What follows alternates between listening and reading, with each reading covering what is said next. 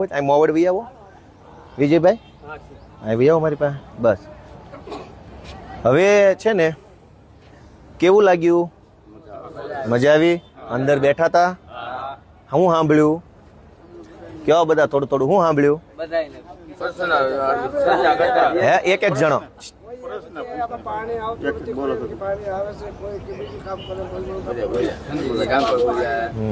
જોયું ને પહેલી વાર?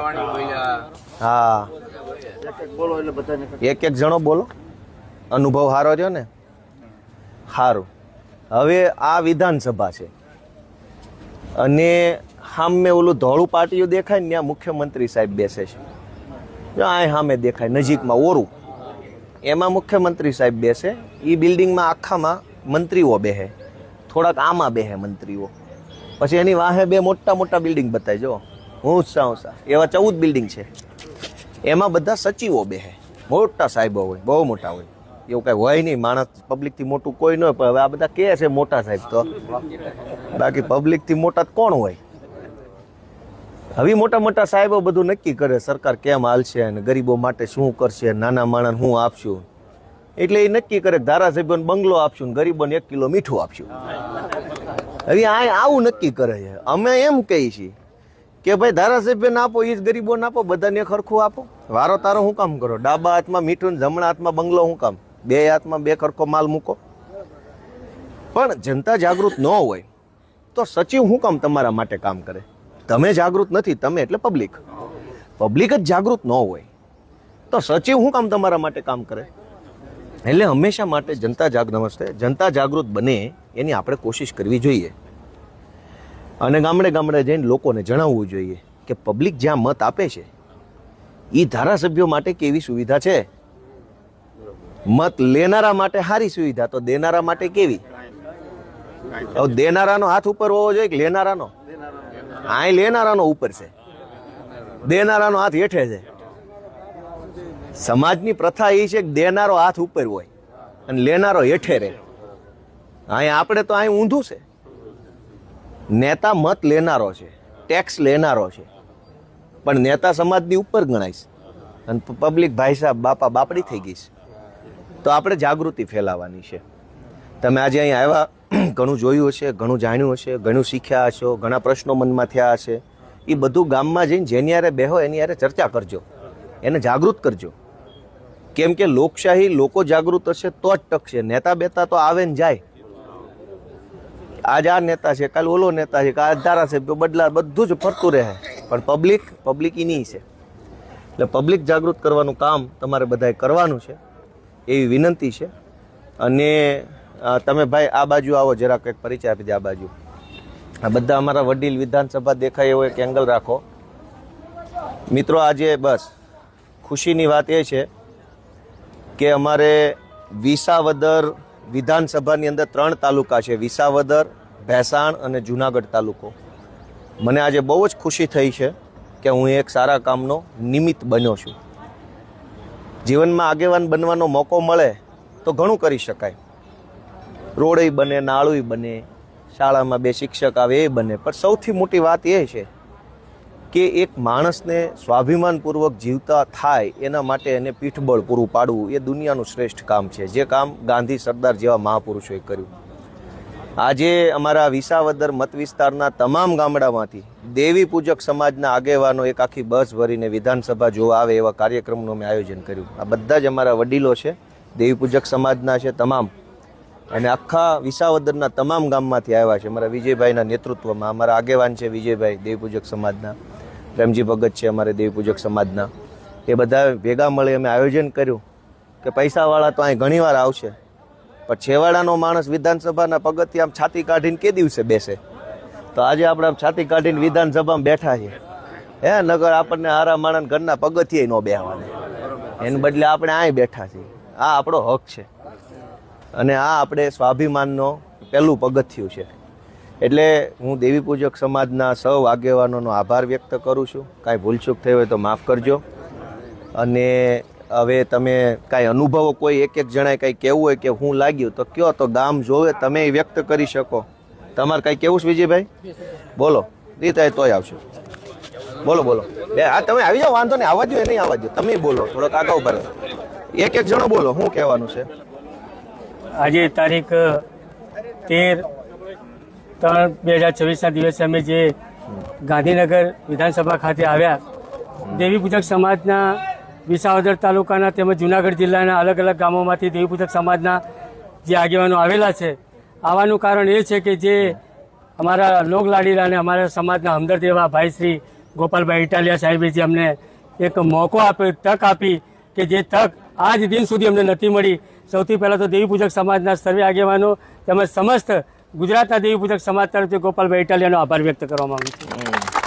આજે જે અનુભવની વાત પૂછી રહ્યા છો ત્યારે ખરેખર જે તમને નજરો નજર નિહાળ્યા અને જે તમે વિધાનસભા સત્રમાં જે બેઠા હતા અને જે તમે એક કાર્યપ્રવૃત્તિમાં સામેલ હતા, એ જોઈને ખરેખર ઘણી ખુશી વ્યક્ત થઈ અને એવું લાગ્યું કે ના, અમારા માટે પણ વિધાનસભામાં કોઈ લડવાવાળું છે, એવો એક અહેસાસ જાગ્યો અમને.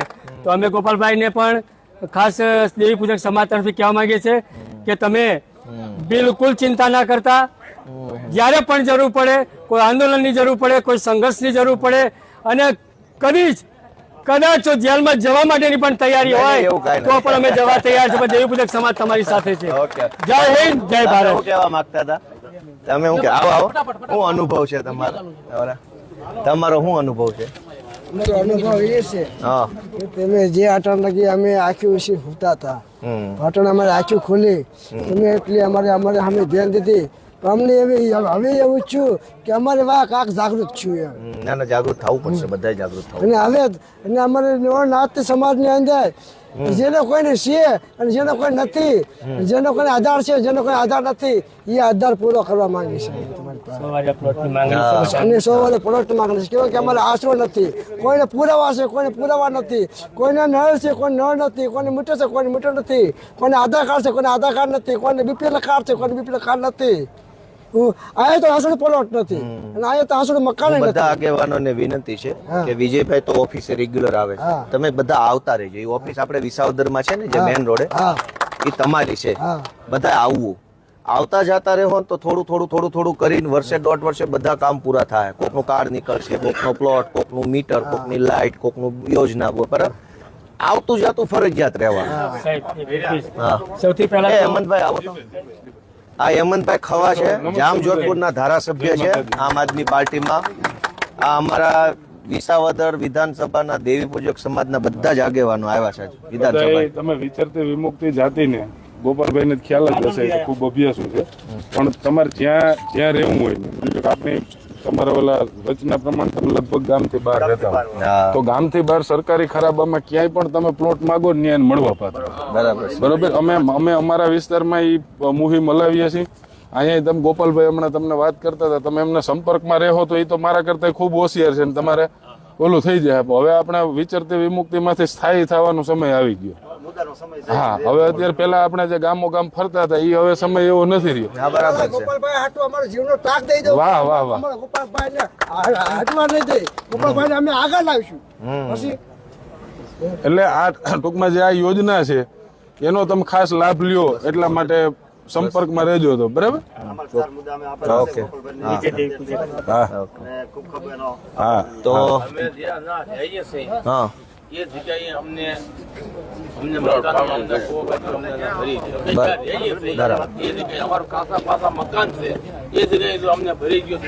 બીજું એક વચ્ચે હું કહી દઉં, મારે જે ગોપાલભાઈ તકલીફ પડી, તમને સીધું ખ્યાલ આવે, તમારા 50% લોકો પાસે આધાર કાર્ડ કે ચૂંટણી કાર્ડ કે કઈ નથી. ખાલી મત દેવા માટે નહીં, પણ તમારે જરૂરી એટલા માટે થઈને છે કે આ સરકાર આ હાલતા યુસીસી નવા કાયદા લઈ આવી છે ને, તો તમે તમારી જિંદગી નીકળી કે આવનારા છોકરાઓ માટે અઘરું થાય. એટલે અત્યારે 5 દી ધક્કા ખાવા પડે ને, આપણે 2 દી થાય તો એમ કહી દે કે હવે કામ થતું નથી, પણ આ સરકારી કામો બધા ખૂબ લાંબા પ્રોસેસ વાળા હોય. એટલે એમાં એની માટે તમે બધા જે કઈ અટકાવ્યું છે ને, અમુક પુરાવા નથી ને. પણ એમાં જો આધાર કાર્ડ ના હોય એટલે એને ભારતના નાગરિકત્વનો સવાલ આવે. એ પરબારું આપણને એમ લાગે કે આધાર કાર્ડ શું છે. કાલે એક અરજદારનો મને ફોન આવ્યો કે નામ નથી સુધારી દેતું. મેં કીધું તમને જગદીશભાઈ માંથી જમનભાઈ કરી દે તો બીજાની મિલકતમાં તમારું નામ ના ચડી જાય. એટલે આપણે નાની વાત લાગે, પણ આધાર કાર્ડ ના હોવું એટલે તમે અત્યારે જેની પાસે આધાર કાર્ડ કે ચૂંટણી કાર્ડ નથી, ભારતના નાગરિક નથી એવું સરકાર માનતી હોય. એમાંથી તમે અહીંના નાગરિક છો એ સાબિત કરવા માટે સમય લાગે. એટલે એમાં 5-10 ધક્કા થાય, થોડોક ટાઈમ લાગે, તોય મહેનત કરીને કરાવી લેવું જોઈએ તમારી આવનારી પેઢીને. નહીતર હવે દિવસથી દિવસ કાયદાઓ કડક થતા જાય છે. એ ધ્યાનમાં છે. આપણે એટલો જ રસ્તો છે કે એકવાર તમે પેલા ડોક્યુમેન્ટ કરાવશો તો બધું થાય. સાંભળો, નિયમિત રીતે આપણે ઓફિસે તમે આવશો, 2-5 ધક્કા થાય. કેમ કે આ સરકારે આ બધું ધક્કાધક્કી વાળું થઈ ગયું છે અત્યારે. નથી હું તમે બે જાણીએ, પ્લોટ નથી, મકાન નથી, લાઇટ નથી, કાર્ડ નથી. હવે કરવું છે તો હું અને તમે આપણે ભેગા બળ કરશું. 2 મહિને, 4 મહિને, 100 મહિને, 2, 5, 7, 8 જણાનું તો કંઈક થઈ જાય. પણ નિયમિત આવવું જરૂરી છે. સમય મળે ત્યારે, કામ પાડીને નહીં. તમને એમ થાય કે આજ નવરાય છે, રજા છે, તો ધારાસભ્યની ઓફિસ તમારી પોતાની છે, એમાં કાંઈ શરમ રાખ્યા વગર આવવાનું ફરજિયાત. અને 2 વાર આવો, 200 વાર આવો, એ તમારું જ છે. પણ આવતા જતા રહો વિજયભાઈ છે, બધા છે, તો કાંઈક રસ્તો નીકળશે. પછી તમે કોઈને મળો નહીં તો સામે વાળો માણસ તે અહીંયાના કામમાં મથ્યા કરતો હોય, તમે મળો ને કયો તો કાંઈક થાય. આ તો હલાવો તો રે જગતું, નકર ભાઈ ઠરી જાય. બરાબર, ચાલો તો બધાનો ખૂબ ખૂબ આભાર. જય માતાજી.